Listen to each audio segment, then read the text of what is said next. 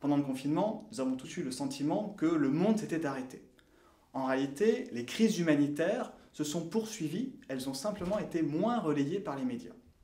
Je suis Jean-Louis Itten, professeur de droit, et je me suis rendu compte que, pris par l'urgence de la gestion de la crise sanitaire, par l'urgence de sauver les économies, les États ont pu avoir tendance à mettre de côté les droits des demandeurs d'asile. Quels sont les droits qui ont pu être ainsi bafoués pendant la pandémie du Covid-19 ?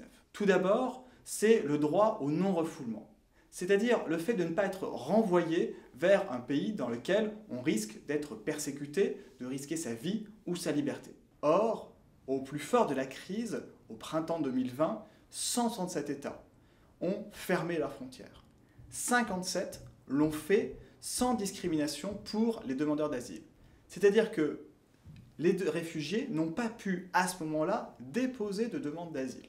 L'autre droit sur lequel on peut s'attarder, c'est les conditions d'accueil dans les États. On le sait, en juillet 2020, la Cour européenne des droits de l'homme a condamné la France pour traitement inhumain et dégradant pour les conditions d'accueil des demandeurs d'asile en France en période normale.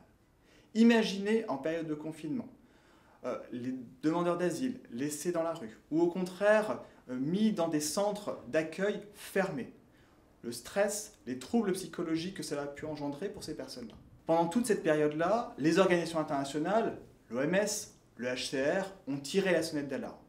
Les États ont eu tendance à être plutôt sourds et à se concentrer sur leur population nationale. En septembre 2020, la Commission européenne a rendu le pacte sur la migration et l'asile et a tiré ses propres expériences de la crise du Covid-19. Quels sont ces résultats ?